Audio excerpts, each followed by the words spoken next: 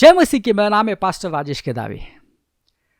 आप सबका इस वीडियो में बहुत बहुत स्वागत हो।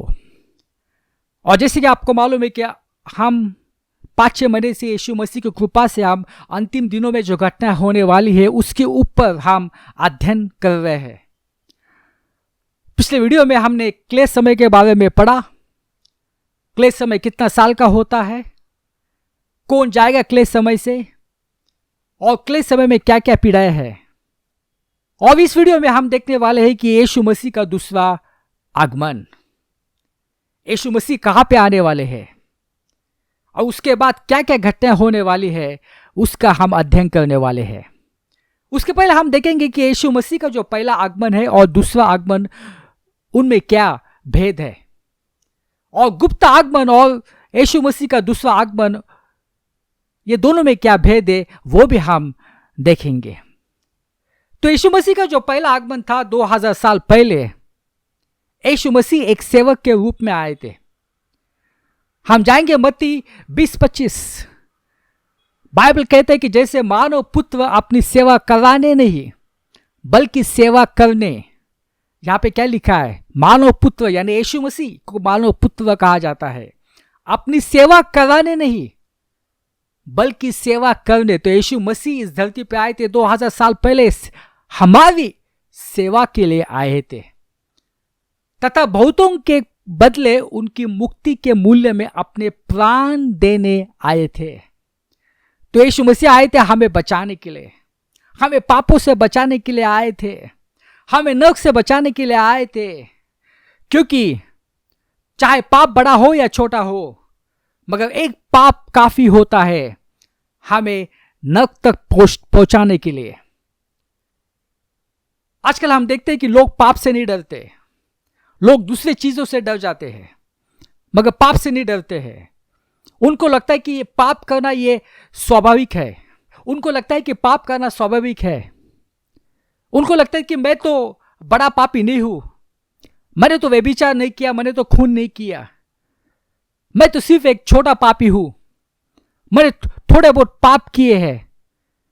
मगर मैं आपको बताना चाहता हूं कि यदि आपका पाप छोटा हो या बड़ा हो, एक पाप काफी है आपको नरक में ढकलने के लिए। तो यीशु मसीह हमें पाप से बचाने के लिए आए थे, हमें पाप का जो दंड है उससे बचाने के लिए आए थे। पवित्र शास्त्र कहता है कि उन्होंने हमारे लिए अपना लहू बहाया, जिससे कि हमारे सब पापों की क्षमा हो गई है। यदि आज आप इस बात के ऊपर विश्वास करते तो आपकी सब पाप की क्षमा हो जाएगी। जो भी पाप हमने अतीत में किए हैं, जो भी पाप हमने वर्तमान में किए हैं, जो भी पाप हम भविष्य में करने वाले हैं, सब पापों की क्षमा हो गई है क्रूस के ऊपर, और हम आज स्वतंत्र हो चुके हैं और हम अभी स्वर्ग जाने के लिए तैयार है। कोई भी हमें रोक नहीं सकता है। तो यह सब हुआ यीशु मसीह के क्रूस के ऊपर बलिदान से। सब पापों की क्षमा हो गई, सब शापों से हमें मुक्ति मिली,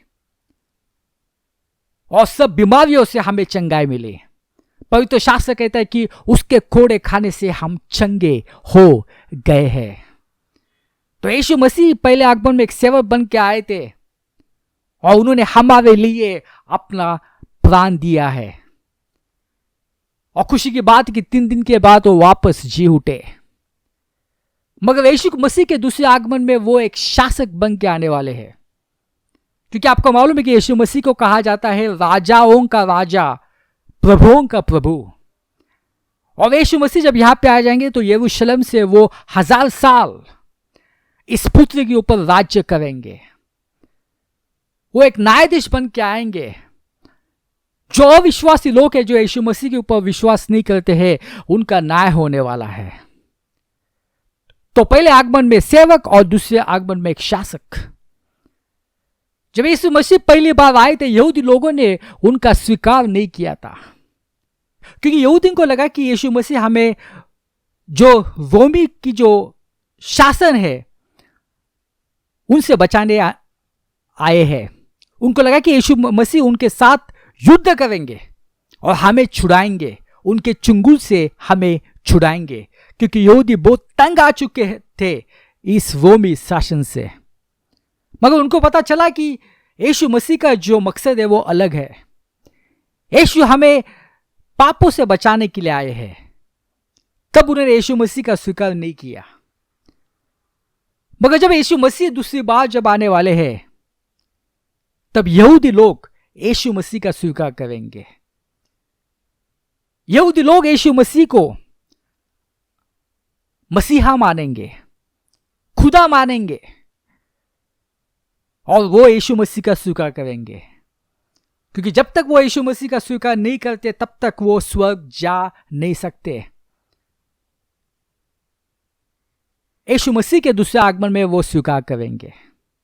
तीसरी बात, यीशु मसीह के पहले आगमन में यीशु मसीह एक मेमना बन के आए थे। हम पढ़ेंगे यूहन्ना अध्याय 1।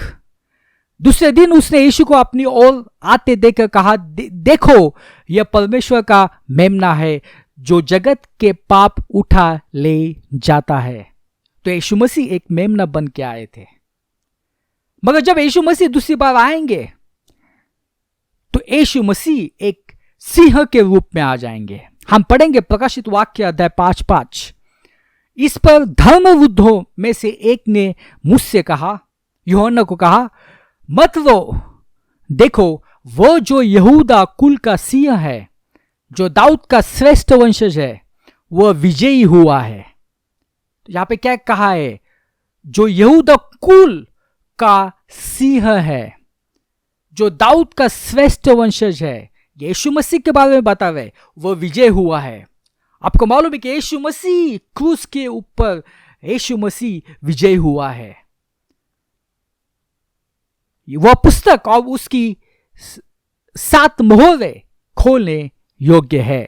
तो जब यीशु मसीह दूसरे बार आएंगे तो वो एक सिंह के रूप में आ जाएंगे। यीशु मसीह पहली बार आए थे तब एक मेमना के रूप में आए थे। तो ये भेद है यीशु मसीह के पहले आगमन और यीशु मसीह के दूसरे आगमन में। अभी हम देखेंगे कि गुप्त आगमन और यीशु मसीह का जो दूसरा आगमन है उनमें क्या भेद है। बहुत सारे मसीह जो है वो ये दोनों घटना को एक मानते हैं। पवित्र शास्त्र में कुछ वचन गुप्त आगमन के लिए है और कुछ वचन जो है वो यीशु मसीह के दूसरे आगमन के लिए है। जैसे मत्ती 24 में जो वचन है वो है यीशु मसीह के दूसरे आगमन के लिए, और थिस्सलुनीयों में जो वचन है वो है गुप्त आगमन के लिए। तो ये जो घटनाएं है, ये घटनाएं अलग अलग घटनाएं है, ये एक घटना नहीं है, और अलग अलग समय पे यह घटना होती है। अभी जब गुप्त आगमन होगा, गुप्त आगमन में यीशु मसीह जो मसीह लोग हैं जिनका उद्धार हुआ है उनको लेने आने वाले हैं गुप्त आगमन में, यानी वो हम लोग को लेने आने वाले हैं गुप्त आगमन में। और जब यीशु मसीह का दूसरा आगमन होगा, यीशु मसीह मसीहों के साथ यानी हम लोगों के साथ वो इस धरती पे आ जाएंगे।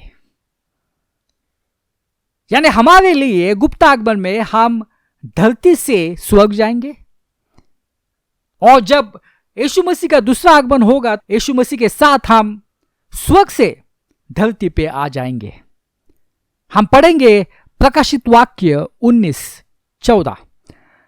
स्वर्ग की सेनाएं सफेद एवं स्वच्छ मलमल पहने और सफेद घोड़ों पर सवार होकर उसके पीछे पीछे चलती है। यहां पे लिखा है स्वर्ग की सेनाएं। स्वर्ग की सेनाएं यानी कौन? स्वर्ग की सेनाएं यानी एंजल्स और हम सब विश्वासी लोग। और दूसरी बात, गुप्त आगमन में यीशु मसीह धरती पर नहीं आने वाले हैं। यीशु मसीह स्वर्ग से नीचे आएंगे, बट वो हमें बादलों पे मिलेंगे और वहां से हमें वो स्वर्ग लेके जाएंगे। मगर जब यीशु मसीह का दूसरा आगमन होगा तो यीशु मसीह धरती पे आने वाले हैं। यीशु मसीह आने वाले हैं जैतून के पर्वत पर, जो कि यरूशलेम में है। हम पढ़ेंगे जकरिया 8:3। प्रभु यो कहता है कि मैं सिय्योन पर्वत को लौटूंगा, मैं यरूशलेम के मध्य निवास करूंगा और यरूशलेम सत्य नगर कहलाएगा। तो यीशु मसीह आने वाले हैं यरूशलेम में, जैतून के पर्वत पर। अभी ये जो जैतून का जो पर्वत है, ये उसका महत्व बहुत है। बहुत सारी घटनाएं उस पर्वत पे ऊपर हुई है। जैसे कि आपको मालूम है कि यीशु मसीह जब 3 दिन के बाद वो वापस जी उठे, तो वो 40 दिन इस पृथ्वी पे थे और उसके बाद वो स्वर्ग चले गए। तो वो जैतून के पर्वत से वो स्वर्ग चले गए और वापस जब वो स्वर्ग से धरती पे आ जाएंगे तो वो जैतून के पर्वत पर भी आने वाले हैं। इसलिए ये जो पर्वत है उसका बहुत ही महत्वपूर्ण है। तो बाइबल कहता है कि मैं यरूशलेम के मध्य निवास करूंगा। वो यरूशलेम से सारी दुनिया के ऊपर वो शासन करेंगे। और यहां पे लिखा है कि यरूशलेम सत्य नगर कहलाएगा। और जैसे कि आपको मालूम है कि आज भी सबकी जो नजर होती है वो होती है यरूशलेम पर। यरूशलेम में अगर कुछ भी घटना हो जाती है तो उसका असर सारी दुनिया में हो जाता है। और इसलिए हमारा ध्यान भी यरूशलेम में होना बहुत आवश्यक है। यरूशलेम इज़राइल की राजधानी है, मगर कोई भी देश उसको स्वीकार नहीं करता है। कोई भी देश स्वीकार नहीं करता है कि यरूशलेम जो है वो इज़राइल की राजधानी है। और इसलिए आप देखेंगे इज़राइल में सबका जो दूतावास है वो यरूशलेम में नहीं है, वो है तेल अवीव में। मगर 2017 में अमेरिका के जो राष्ट्रपति है डोनाल्ड ट्रंप, उन्होंने घोषणा की कि हम अभी से मानेंगे कि इज़राइल की राजधानी यरूशलेम है। और 2018 में उन्होंने जो उनका जो दूतावास है वो दूतावास उन्होंने यरूशलेम में किया और अभी भी है। तो अमेरिका का दूतावास आज यरूशलेम में है। तो ये देखकर बाकी के जो देश है जैसे कि कोसोवो, सर्बिया, चेक रिपब्लिक, घाना, टांजानिया, उन्होंने भी स्वीकार किया कि यरूशलेम इज़राइल की राजधानी है। यरूशलेम एक बहुत ही महत्वपूर्ण शहर है क्योंकि यीशु मसीह जब आएंगे तो यरूशलेम में आने वाले हैं।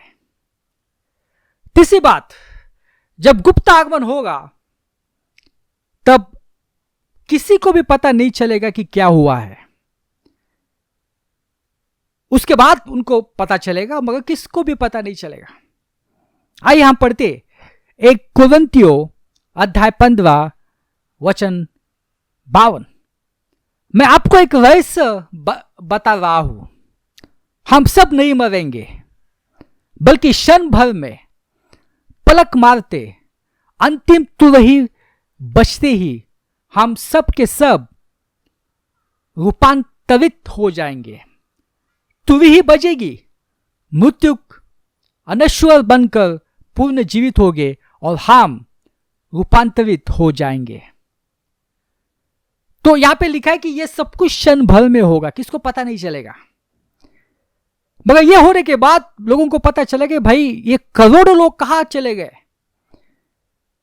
अभी उस समय जो शासन होगा, आपको मालूम है कि अंतिम दिनों में जो शासन होगा वो सारी दुनिया के लिए एक ही शासन रहेगा जिसको कहा जाता है one world religion, one world government, one world currency.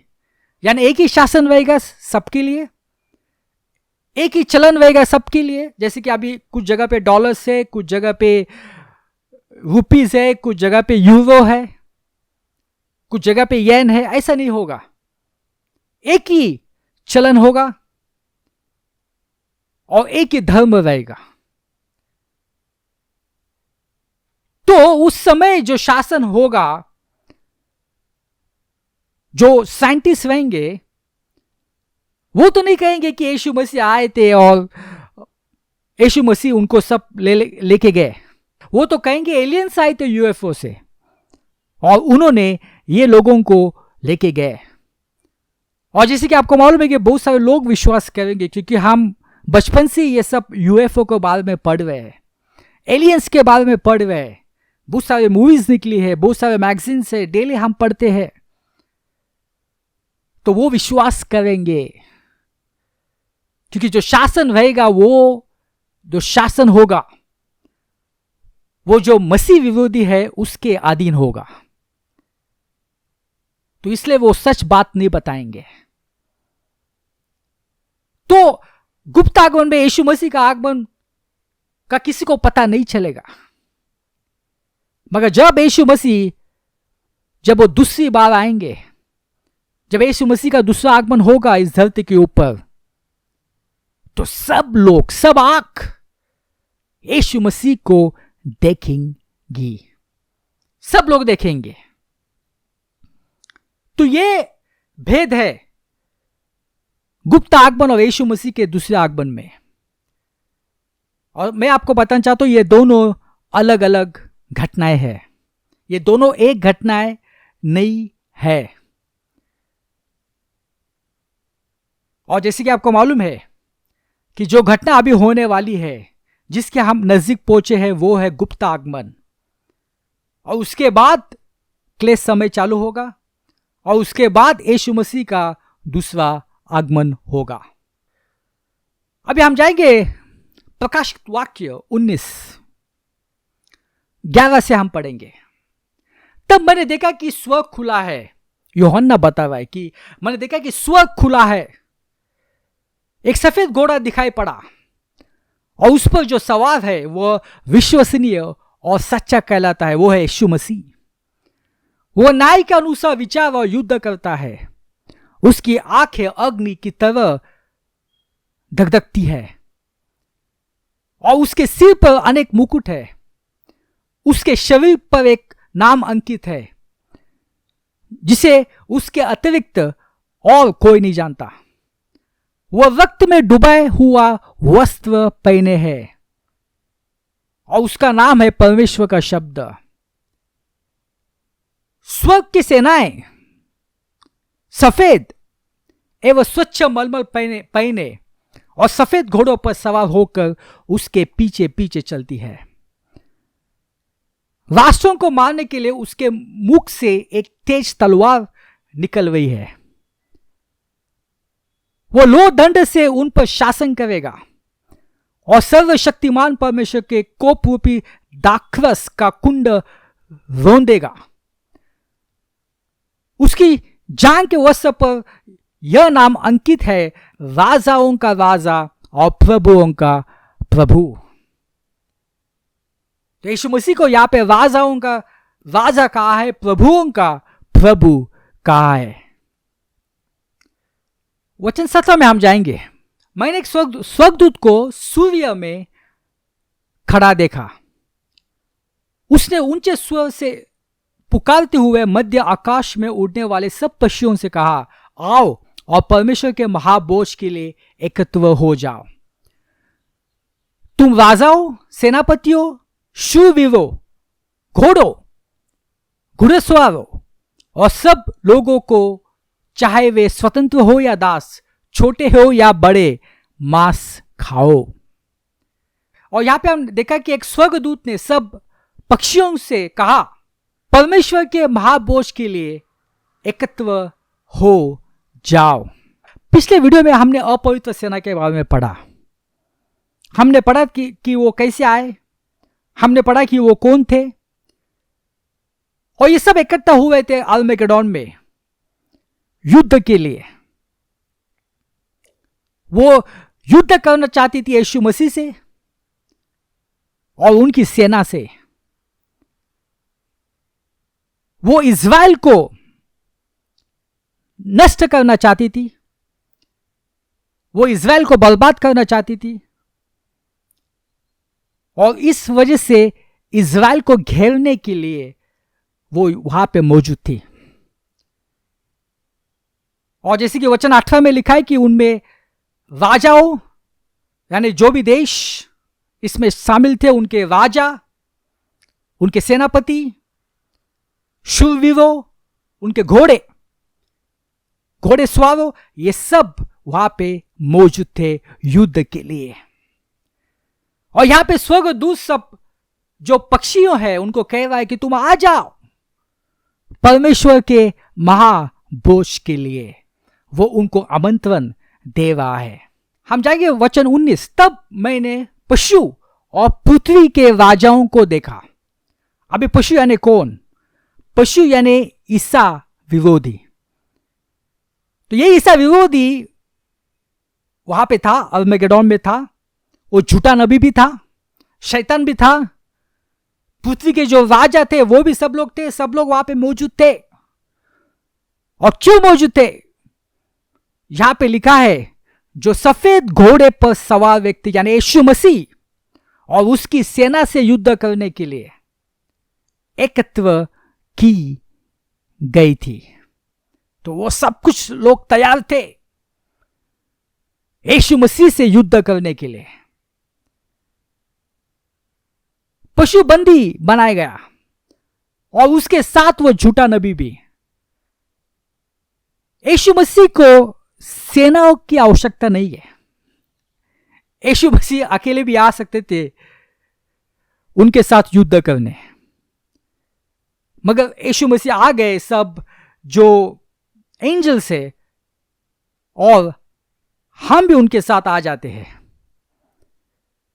और ये इसको कहा जाता है अर्मगेडोन की युद्ध, लड़ाई। मगर यीशु मसीह से कोई लड़ाई नहीं कर सकता। और जैसे हमने यहां पे देखा कि पशु बंदी बनाया गया, सो जैसे यीशु मसीह की उपस्थिति वहां पे आ जाती है तब कोई वहां पे टिक नहीं सकता है। ये जो ईसा विरोधी है, जो 7 साल बहुत कुछ उसने किया, जैसे यीशु मसीह आ जाते हैं उसको बंदी बनाया जाता है, और उसके साथ झूठे नबी को भी, जिसने पशु के निरीक्षण में चमत्कार दिखाकर उन लोगों को भड़काया था जिन्होंने पशु की छाप ग्रहण की थी और उसकी प्रतिमा की आराधना की थी। वे दोनों जीवित ही धकधकते गंधक के अग्निकुंड में डाल दिए गए। तो वो दोनों को अग्निकुंड में डाल दिया जाता है। और ये सब बाकी के सब लोग थे, जो राजा थे, जो सेनापति थे, जो अधिपति थे, वहां पे जो मौजूद थे। वचन 21 कहते कि शेष लोग घोड़सवार के मुख से निकलने वाली तलवार से मारे गए, और सब पक्षी उनका मांस खाकर तृप्त हो गए। से यीशु मसीह के सामने कोई युद्ध नहीं कर सकता है। जैसे यीशु मसीह आ जाते हैं स्वर्ग से, उनकी उपस्थिति से ये सब कुछ खत्म हो जाता है। जो ईसा विरोधी है, झूठा नबी जो है, उसको डाल दिया जाता है अग्निकुंड में। और शैतान को जो है, जो कि इस वचनों में नहीं लिखा है, दूसरे वचनों में है, शैतान को भी 1000 साल तक बंदी बनाया जाता है, और उसके बाद शैतान को भी अग्निकुंड में डाल दिया जाता है, जो कि हम अगले वीडियो में हम पढ़ेंगे। और बाकी के लोग जो थे वहां पे अलग अलग देशों से आए थे युद्ध करने, उन सब का खात्मा हो जाता है। और वो दिन पक्षी के लिए बहुत ही बढ़िया दिन था, बहुत ही बढ़िया महाभोज था। और वचन कहता है कि वो तृप्त हो गए। हम जाएंगे मत्ती 24:29। उस दिनों के संकट के तुरंत बाद सूर्य अंधारमय हो जाएगा, चंद्रमा प्रकाश नहीं देगा, तारे आकाश से गिर जाएंगे और आकाश की शक्तियां विचलित हो जाएंगी। तब आकाश में मानव पुत्र का चिन्ह दिखाई देगा। तो यहां पे क्या लिखा है? उन दिनों के बाद, उन दिनों के बाद, यानी क्या, महाक्लेश के बाद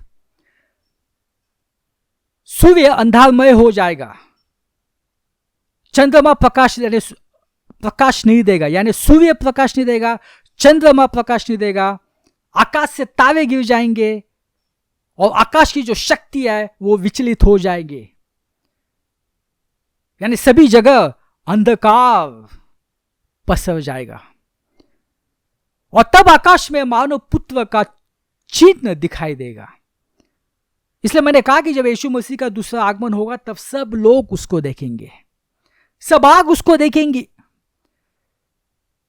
पृथ्वी की समस्त जातियां छाती पीटेंगी और मानव पुत्र को सामर्थ्य और अपार महिमा के साथ आकाश के बादलों पर आते हुए देखेंगे। अभी यहां पे जब सब लोग यीशु मसीह को देखेंगे, अभी आपको मालूम है कि जो लोग उस समय पृथ्वी पर मौजूद रहेंगे उन्होंने पश्चाताप नहीं किया है। ये सब पीड़ाओं के बावजूद भी, जो क्लेश समय में जो 7 साल की जो पीड़ाएं आई थी, उस आने के बावजूद भी उनको मालूम थी कि वो पीड़ाएं कहां से आ रही है, मगर तो भी उन्होंने पश्चाताप नहीं किया और यीशु मसीह के ऊपर उन्होंने विश्वास नहीं रखा, क्योंकि वो यीशु मसीह से नफरत करते हैं, वो यीशु मसीह को खुदा नहीं मानते हैं। तो ये लोग जब देखेंगे यीशु मसीह को, जब आते हुए देखेंगे अपने सामर्थ्य के साथ, अपने महिमा के साथ, तो ये खुश नहीं हो जाएंगे। पवित्र शास्त्र कहता है कि वो छाती पीटेंगे।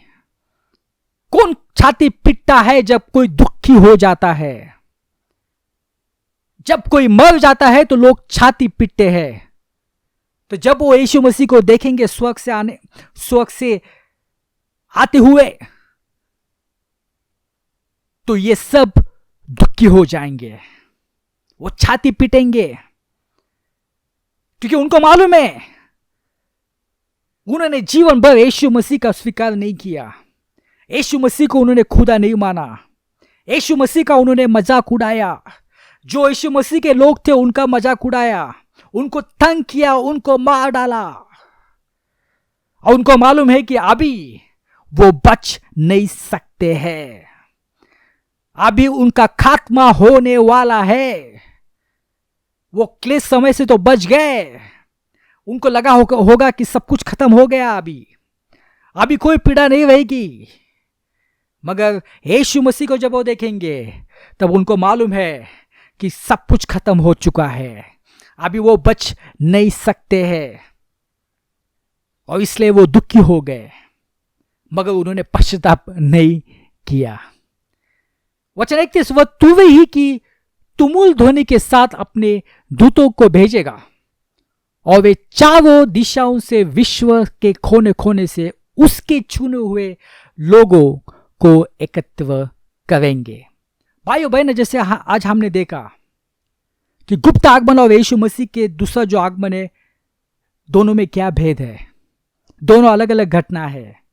यीशु मसीह का जो पहला आगमन है और दूसरा आगमन, उनमें क्या भेद है, और यीशु मसीह कैसे इस धरती के ऊपर आने वाले हैं, कहां पे आने वाले हैं, और उसके बाद कौन सी घटना होने वाली है, और कैसे ईसा विरोधी झूठा नबी, जो देश के जो मुख्य है, जो सेनापति है, कैसे उनका खात्मा होने वाला है। तो ये सब आज हमने देखा। भाइयों बहनों, बहुत आवश्यक कि उद्धार होना बहुत आवश्यक है, क्योंकि जब हम उद्धार हो जाएंगे तो हम ये सब चीजों से बच जाते हैं, हम क्लेश समय से बच जाते हैं, हम नरक जाने से बच जाते हैं। तो इसलिए उद्धार होना बहुत आवश्यक है, क्योंकि अगर उद्धार नहीं हो जाता, जैसे कि मैंने आपको बताया कि एक पाप काफी होता है नरक में ढकलने के लिए। इसलिए आप ये मत सोचो कि मैं एक छोटा पापी हूं, मैं तो बड़ा पापी नहीं हूं। तो मैं बच सकता हूं, मैं स्वर्ग जा सकता हूं। नहीं, एक पाप काफी होता है। इसलिए बहुत आवश्यक है कि आपका उद्धार होना बहुत आवश्यक है। और जब तक आपका उद्धार नहीं होगा तब तक आपकी पाप की क्षमा नहीं हो जाएगी। और जब पाप की क्षमा नहीं हो जाएगी तब आप स्वर्ग में नहीं जा सकते हैं। और बाइबल कहता है कि यदि आप यीशु मसीह के ऊपर विश्वास करेंगे, जो महान काम उन्होंने क्रूस के ऊपर किए हैं उसके ऊपर विश्वास करेंगे, जो लहू उन्होंने बहाया है जिससे कि आपके सब पाप की क्षमा हो जाती है, इसके ऊपर जब आप विश्वास करेंगे आपको उद्धार मिलेगा। जब संपूर्ण दिल से आप यीशु मसीह को मानेंगे कि हाँ, यीशु मसीह एक खुदा है, एक जीवित परमेश्वर है, तब आपको कोई भी रोक नहीं सकता है स्वर्ग जाने से। आइए हम प्रार्थना करें। यीशु मसीह, हम धन्यवाद देते हैं यह समय के लिए, धन्यवाद देते कि आप जिंदा खुदा है, धन्यवाद देते कि उस महान बलिदान के लिए जिससे कि हमारे सब पापों की क्षमा हो गई है। यह सब प्रार्थना यीशु मसीह के नाम से करता हूं, आमीन।